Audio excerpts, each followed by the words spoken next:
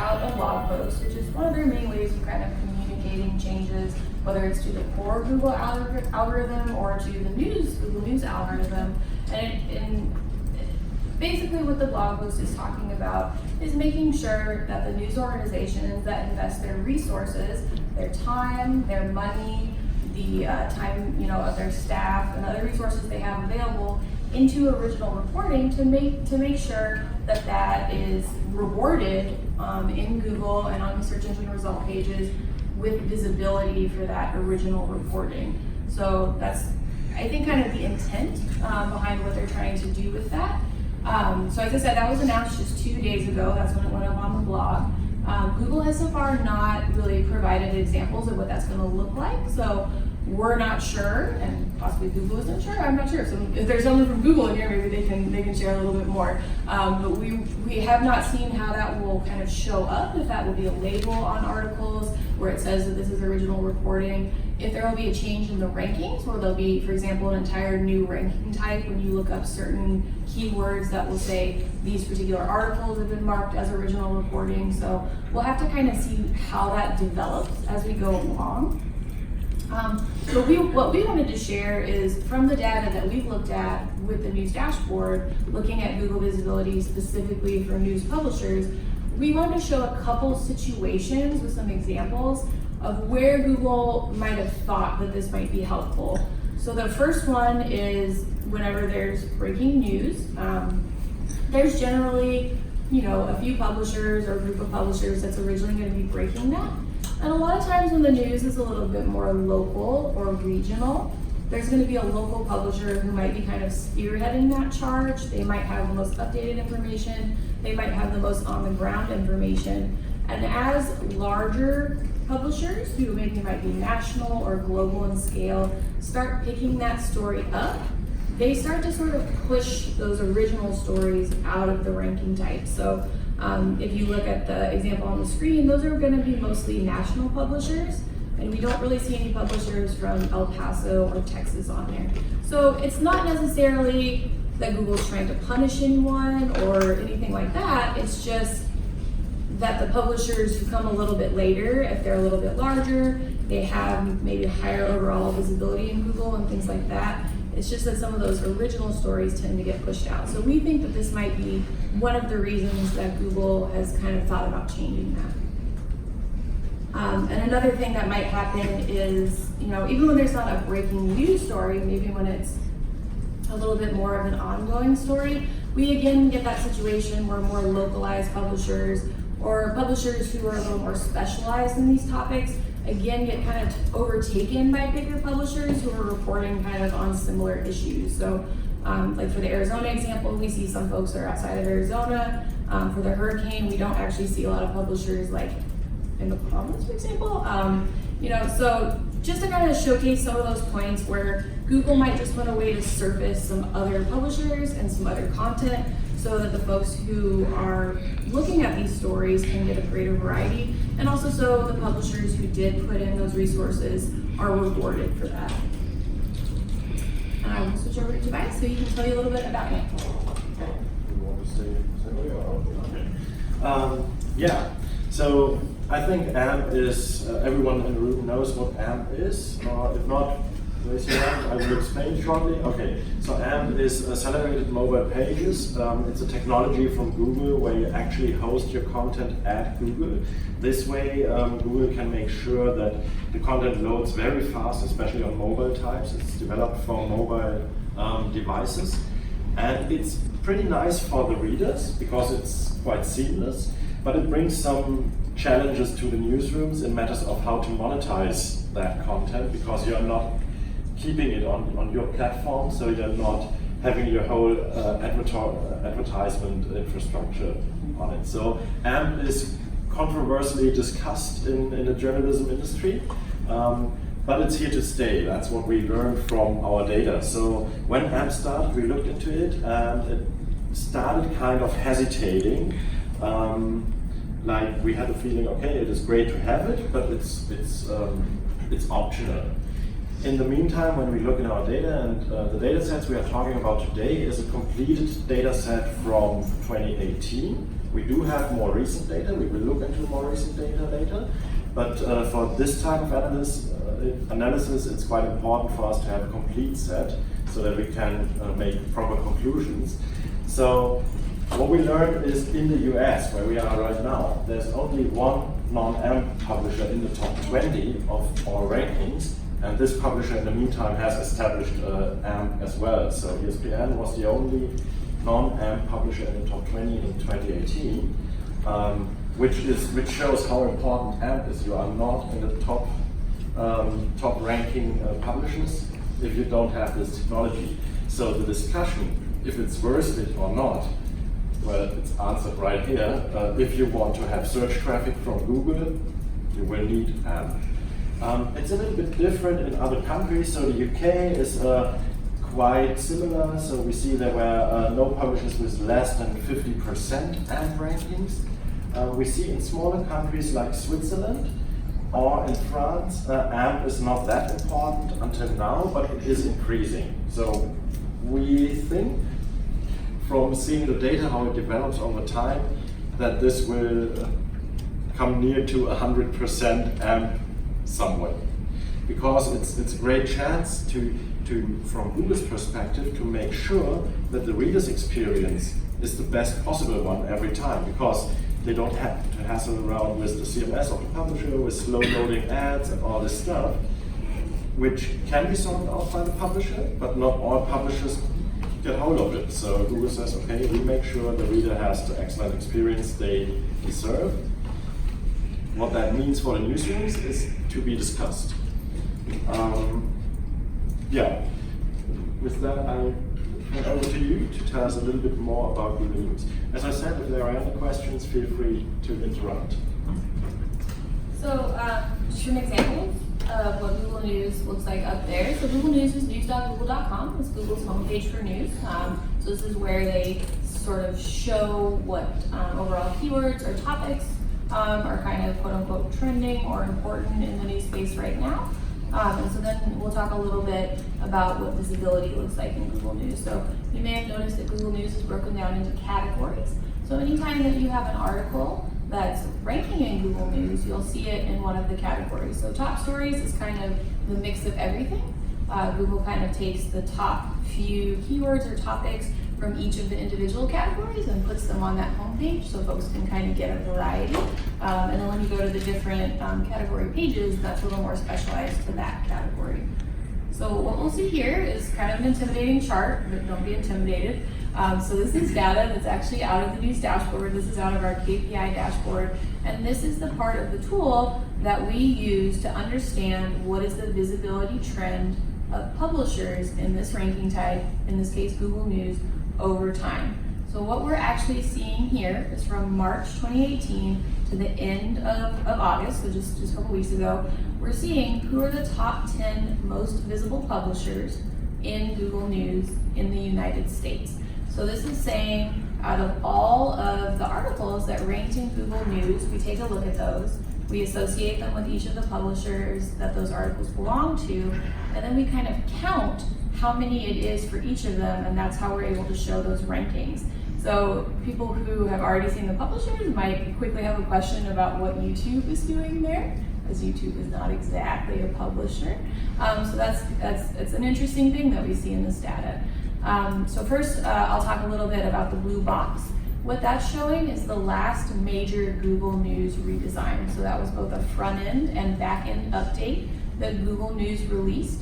And they had a few different goals with that. One of the goals that they had was greater publisher variety. So you can see, if you look all the way back in March, there were some publishers that are a little bit higher in visibility that are now a little bit lower. We also see folks that are a little bit lower who are now a little bit higher.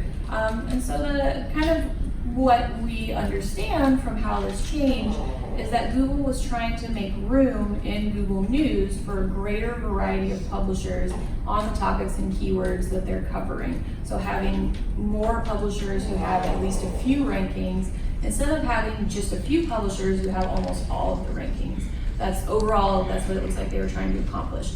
Another goal that they had in that redesign was to introduce more video into Google News. So, that's definitely a conversation that we're having across journalism, and that's something that Google is taking notice of, not just because journalists are having that conversation, but because they see how search users are using Google News in the search as well, and they see that search users are looking for that video content.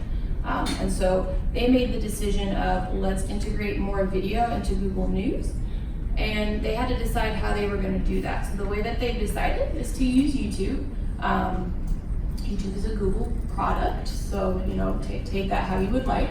But ultimately, YouTube videos are produced, not by YouTube, by whoever it is that creates the video. And to be in Google News, those videos are almost always produced by news publishers.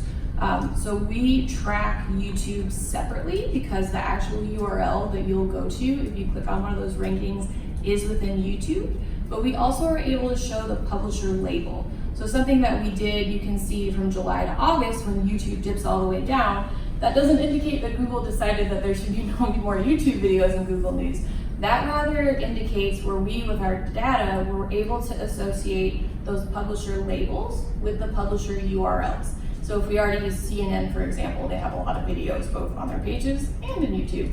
So we were able to say, okay, if we look at the YouTube visibility, if the YouTube channel label is CNN, take that visibility in this chart and put it with CNN.com. So we can more comprehensively see how visible the publishers are across their article links and their YouTube links in Google News. So that's why you see that dip. So if you were hoping the video was going to go away, that's not what happened.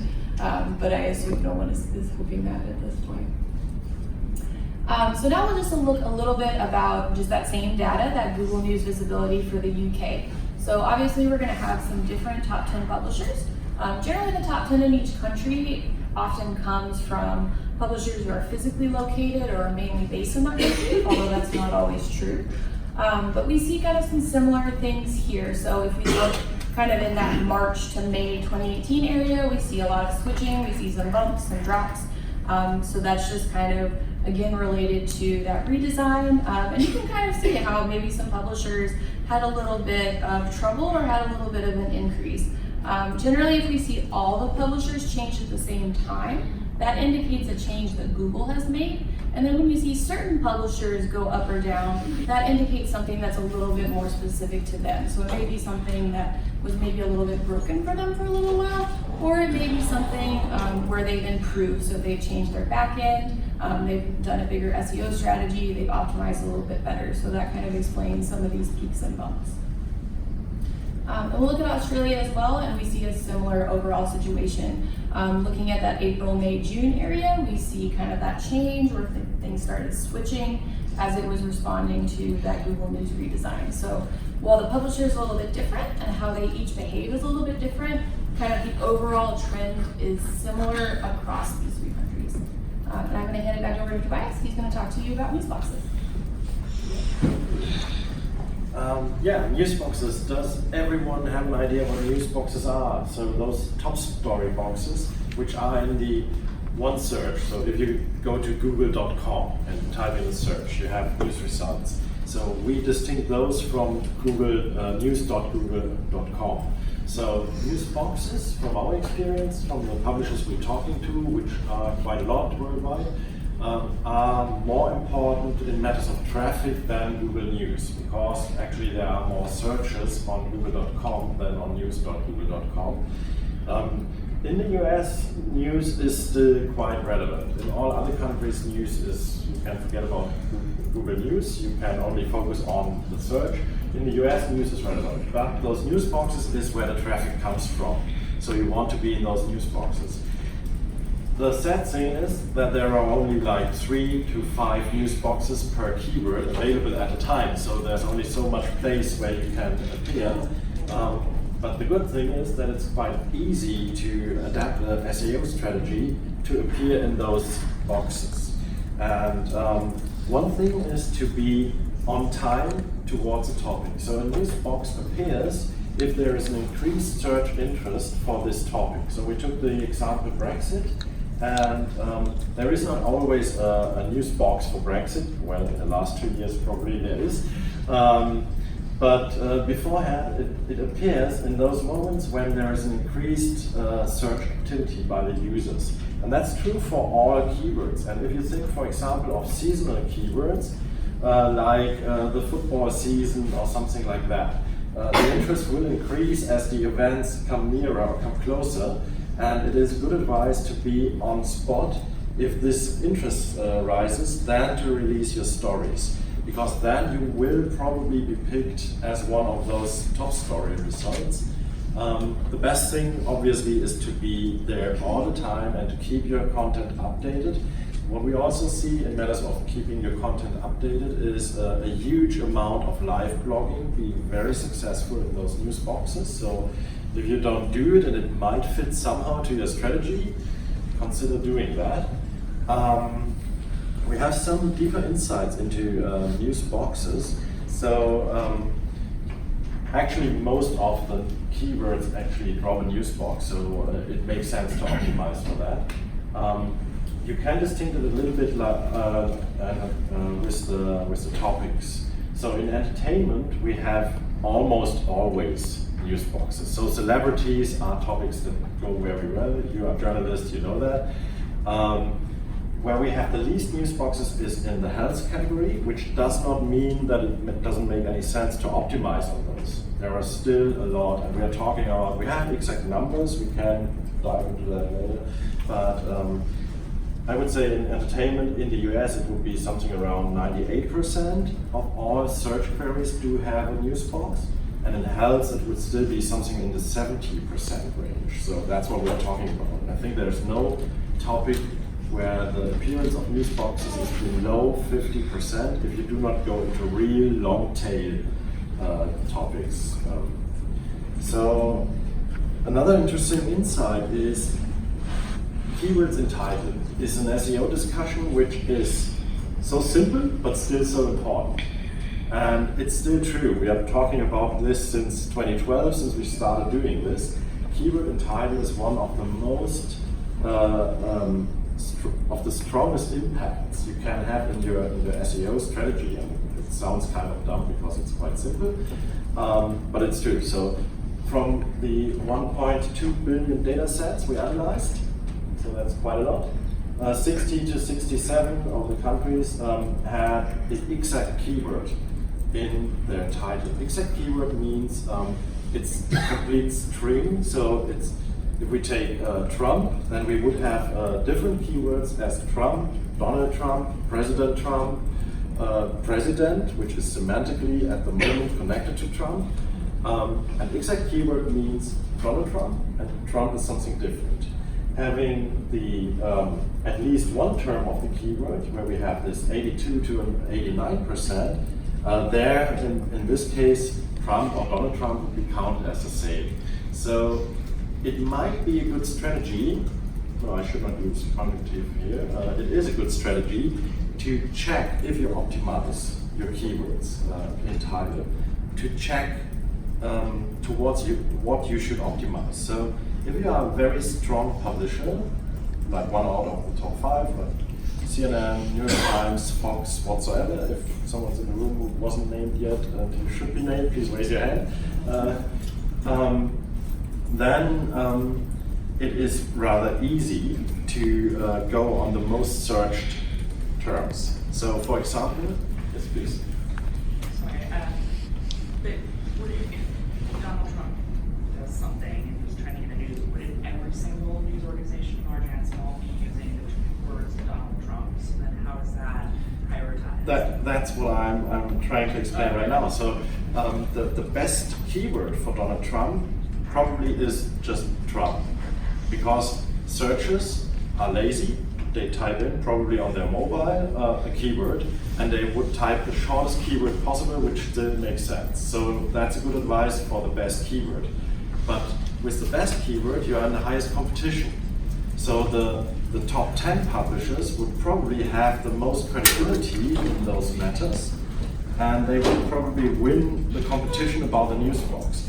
So what we learned is that second tier publishers, so to say, so the publishers who are not as strong as the top 10, they can be very successful to go to the second best keyword, which would probably be Donald Trump in these matters. So there is a lower search volume. There are less people who are searching for Donald Trump than for Trump. But still you would get a greater share of those searches and you will end up with more traffic from those searches in the end. So that should be part of your keyword strategy to find out where to compete. If you want to compete on the best keyword, but then you compete with the biggest publishers who might be too powerful to overtake them, or if you take a keyword which is second best choice or third best choice, but then you get a greater share of the rest of the traffic which is available there. Is that somehow clear? Okay. And I want to put a disclaimer in front of this because we have talked about that before, and we had the result that everyone was noting down, and our headlines the next day were a bit the same. There is an effect on where you put your keyword in the title. So when I started working in Google News topics and all this stuff, it was pretty much put it in front and put a column behind it, like keyword spamming back in the 2000s. And that worked pretty well till 2013, 2014. And then Google tailored it. Google always fights spam, which is a good thing because there are lots of spammers out there. I guess you know them. Sometimes non-journalistic platforms pop up and they get a great share of traffic because they found a new strategy to push their spam into the search engine, and the search engine didn't get hold of it so quickly. So first position isn't it anymore. We found out for different countries that for the US and France, oh that's funny, starting at the 22nd character. So we count characters like letters and blank spaces, was in most cases where the keyword was in successful rankings to be found. Please don't start tomorrow to count the characters when you create headlines.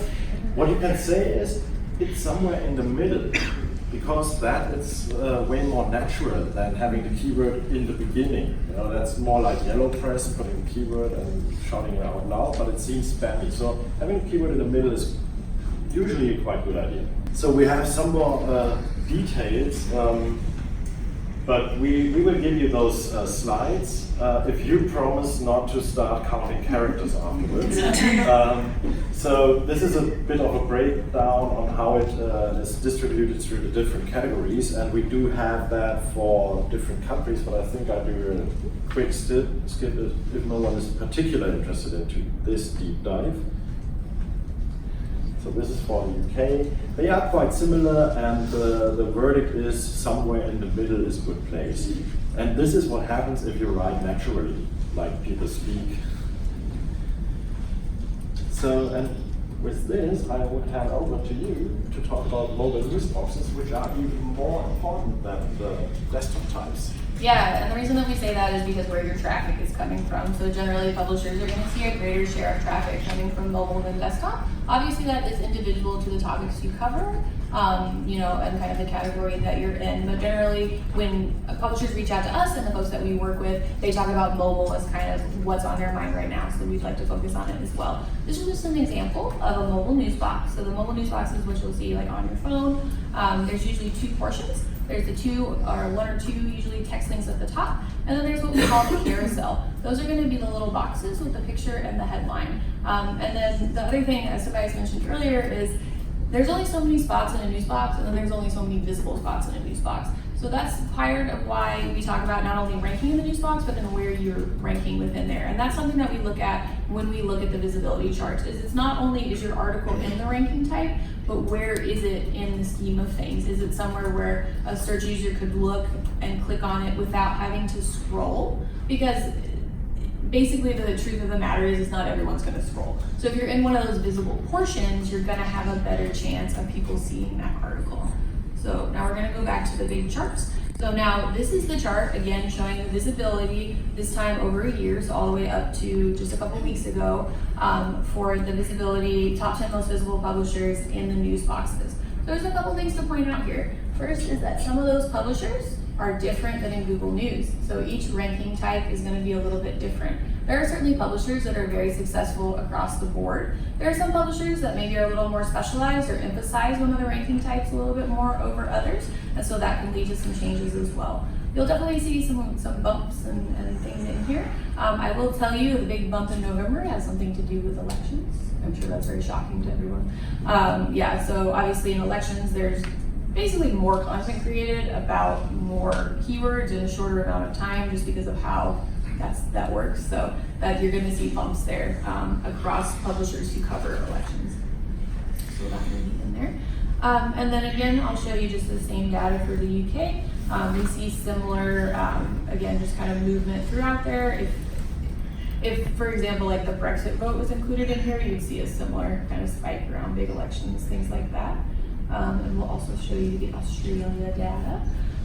So again, same overall trends, and we do see some bumps and dips for folks. And again, that's kind of due to if everybody moves, that's usually a Google thing. And if some folks move, that's a little bit more about their strategy or things that they're working with. So now we'll go back over to the desktop news box. I'll hand that back over. Yeah. So as I said before I hand it over, from our experience, mobile is much more effective because most readers nowadays use their mobile. We see, especially in finance news and things people would do in their office, like professional searches, so to say, they still have a great share in desktop news and should particularly take care of their desktop rankings, and they are somehow connected. So if you are successful in desktop, that doesn't harm your mobile performance and vice versa. So it's great to optimize across the board. If you have to focus, make sure where your readers are. The desktop news box in the meantime looks quite similar to the mobile news box, so they introduced also those carousels, and they are even scrollable, which doesn't make no sense at all because I never knew someone who scrolled on a desktop news box, but it's there. Important here is if you are in position 4, you are not existent. So we have 3 visible items, and as we assume, no one ever scrolls, position 4 is invisible. So don't be on position 4. Or 5 through 9. Actually, Yeah, 9. I have scrolled. I am one of the 5 people who's ever scrolled. Yeah. Did you at least click them? I did. I was like, out of 5, 6, mercy? 7, 8. Okay. If you have So that, there's like let's some see. Google engineer who's like, what happened? Why? So I hope this isn't getting boring because it looks so similar, but if you take a closer look, we do have again this bump in the election, and of course a publisher like the New York Times is very successful during a time of election because all the topics fit to what they are writing about.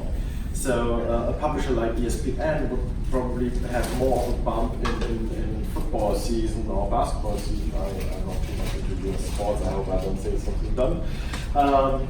We also see that a continuous strategy can have an effect. So if we have a look at Fox News, we see they are moving upwards step by step. Sometimes it goes a little bit down, but the general movement is upwards. And that's most likely that there is some SEO optimization strategy going on. So, and this is exactly how this will look like. If your competitor or if yourself are doing SEO, it will take a long time. So from our experience, if you start from scratch doing a news SEO optimization, it takes something around 3 to 6 months before you see results. You might see something like flattering before, but before you reach the next plateau, it's several months. That is because we have different criteria that we can determine from our data how Google decides who to rank where. And besides having keyword in title and having fresh content, those are very important. We have something we call trust. That's the credibility of a news source towards a topic. It's not transparent how this really works, but obviously there are clusters of topics which are of a very fine granularity in the end. But we see, for example, Fox, let's say with Fox, New York Times and CNN, they go pretty good for politics. ESPN works great for sports, and so on. If you have like Wall Street Journal, they work great in finance and economy. And so authority on a topic is quite important. And from what we see, this goes down to very, very tiny clusters, like certain political parties also. And how can you build up trust? Most likely you can do that by publishing a lot towards those topics, and then having readers who actually click your results. So on the one hand, it is how much do I publish? On the other hand, it is Google sees the CTR. Google sees if people click. If you appear in a news box and no one clicks on this result, you will be out there in no time, because Google wants to satisfy the readers. So the CTR is also critical, and that leads back to the headlines. If you over-optimize your headline to get into the news box, but it is so artificial that no one will ever click it, you will disappear, and this will harm your visibility over time. But if you write great headlines and people love to click and ideally stay on your site and don't bounce back to the search engine because they were unsatisfied, then you have those slight increases over time. But it's a lot of work. And authority is the most complicated part to work on, because you have to stay on it and you have to have strategy. You see the Daily Mail. And I think I can talk about that because it was publicly blogged about that, not by themselves, but by all UK SEOs. They probably over-engineered their SEO strategy and got penalized. And I saw a similar example from Germany, where the leader of the pack, he was actually the leader over 3 years, and then he flatlined because they over-engineered it. They had like rotating headlines, putting a new headline out there every 3 minutes to have this A/B testing, which works best in SEO matters. So that's spam, obviously. And Google looks at that pretty long. So I said for 3 years, don't do that. That might harm you, and nothing ever happened. So I'm kind of relieved that it was true, that something will happen one day. But you can also recover from that. What we also see is technical issues very often with AMP. In large organizations like those big media houses, something can go wrong. You have a new release in your CMS and then everything is broken. And if something is broken with AMP, then that really harms your visibility. So you should make sure that this is tested thoroughly before it's released. I would add one other thing that I think happens fairly frequently is sometimes you may change CMSs. If anyone ever mentions changing CMSs, ask them, how will my old articles be redirected? Do not let them change that until they can give you a good answer. If you change CMSs and you break the link to all of your older articles, that's where all your authority in Google lives. You will break the connection. Google will now consider you not having any of that authority, and you will watch that line go like that. Sorry, what you said, you break the URL. It's like you're changing the URL, or? So so moving a CMS, like an established website, is a fairly complicated process, but basically what you want to make sure remains is that Google still understands your old articles that had a previous CMS and probably a previous way of having a URL are still the same publisher as your new CMS with a new URL. Google has to understand it's the same, or you do risk losing your old authority, and you also risk losing the long tail or evergreen SEO traffic you get from older stories. So if you guys spend a lot of time looking at analytics, or if you write stories that are seasonal or cyclical, you'll sometimes see that stories like about, Halloween, or like, that's an easy one, right? Like holidays. You'll sometimes see like a holiday story from 2014 has gotten 20,000 page views this year, and you're just like, oh, I didn't even have to do any work on that. I just got those page views. And that's the stuff that's coming from like your archival content. That's why it's so important to have these conversations and think about this before you do something like switching a CMS, because you don't want to lose that long tail traffic and the authority that you've established.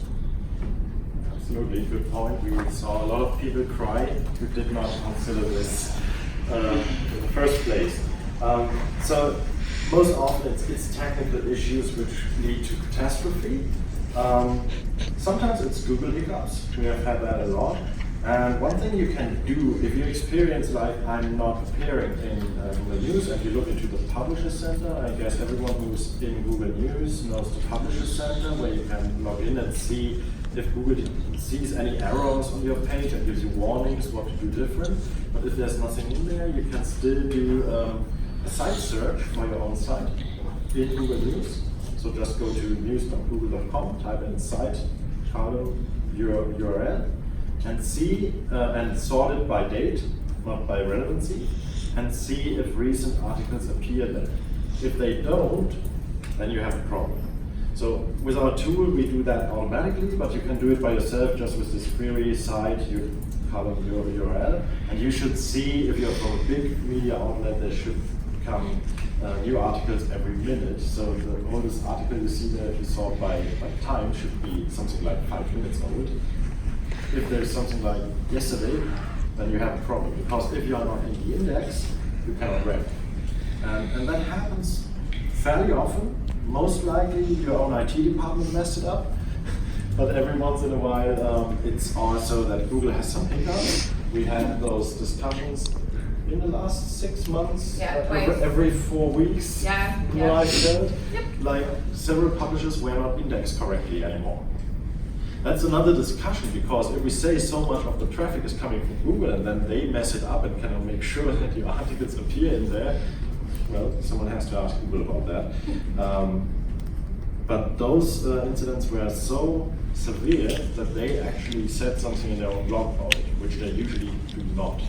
If something goes wrong, they just keep on going and everything's fine again. In those cases, they said, oh, we messed it up. Shot glance at Australia, it's quite a similar picture. If there are some questions for deeper diving into that, feel free. Otherwise, I would go forward to video carousels, which I think should be very interesting to many of you. Yeah, so video carousels are a separate ranking type on the Google SERP. So there's your news boxes. That's kind of our main news-related ranking type. We also have something called publisher carousels. Those kind of look like news boxes, but it's all articles from a single publisher. You might see those on mobile. Articles can also rank as what we call organic ranking. So that's just your basic Google result, headline, URL, meta description. And now we also have video carousels. And so Google, I think, kind of had the same thought as it did in Google News of saying search users are looking for video content and news providers, news publishers are creating video content. So wouldn't it be great if we could put those two together? So they came up with the video carousels. And so it looks like a news box. All of them have a little YouTube click. Not all of these links go to YouTube. Almost none of them do. Most of them go to video pages on publisher sites. So that's something to be aware of. Did you have a question? Yeah. How do they take that into account? Like, do they give preference to publishers who have videos over YouTube links, or how does the YouTube sort of fit into this? Sure. If Google would publish a blog that answer that question, that would be great. In lieu of them doing that, which they have not yet, maybe someday they will. What we have observed from the data that we've collected is generally in Google News, we're seeing YouTube links. So we're seeing those publisher YouTube channels. Generally what we're seeing in the video carousels is the links to the publisher sites, their videos on their sites. Why Google has chosen to do that in 2 different ways in 2 different places, I'm not sure. Could be different teams, different product owners. They could have a very specific way that they're doing things, and it might be something that they change in the future. What we've seen right now is that the video carousels is generally an article page on the publisher site. So now we'll look at another graph. This graph is a little bit funny, and because this is showing you how much YouTube can be in the video carousel. So there are still some some videos that are on publisher sites. We'll look at that in just a second, but there's still a lot of YouTube. So you can see the giant line at the top. You can again see that dip. That's again when we changed how we're displaying the data, when we associated those YouTube channels, the YouTube publisher channels, with the URL. So if we go ahead and switch it over, this is the same graph with YouTube removed as a publisher, and this is showing you what the publisher spread in the video carousels would look like without YouTube as a publisher. And also for some of the publishers, their YouTube channels are now associated with their URL, so it's together.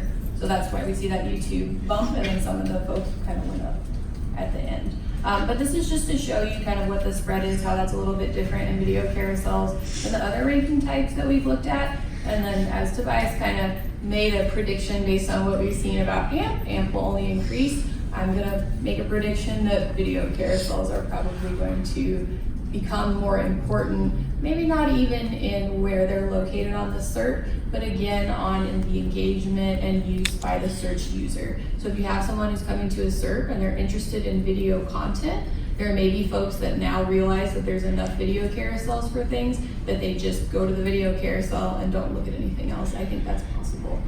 So if you do a lot of video content either on your site, on YouTube, or both, I would definitely be looking at and saying, are we getting those video carousel rankings? Do we have a strategy towards video carousels? Is that something we're considering as we're creating videos? Is SEO part of our video creation or publishing process? Because as I said, I just feel like this might become more important or a bigger part of the SERP as folks are more interested in going and looking at videos and more publishers are producing those videos.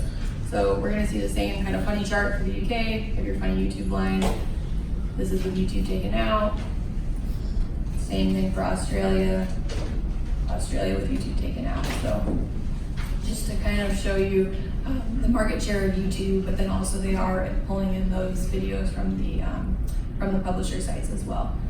So now we're gonna talk just a tiny little bit about some ways that you can kind of check what your visibility is right now. So if you've been kind of looking and saying, hey, I'm not really sure what my visibility is, or I'm pretty sure there's like an SEO person or strategy floating around somewhere in my newsroom, and you're kind of thinking about how can I take this to be actionable, we're gonna show you a way to check that so you can kind of understand what some of the next steps might be. So I'll hand that over to Tobias.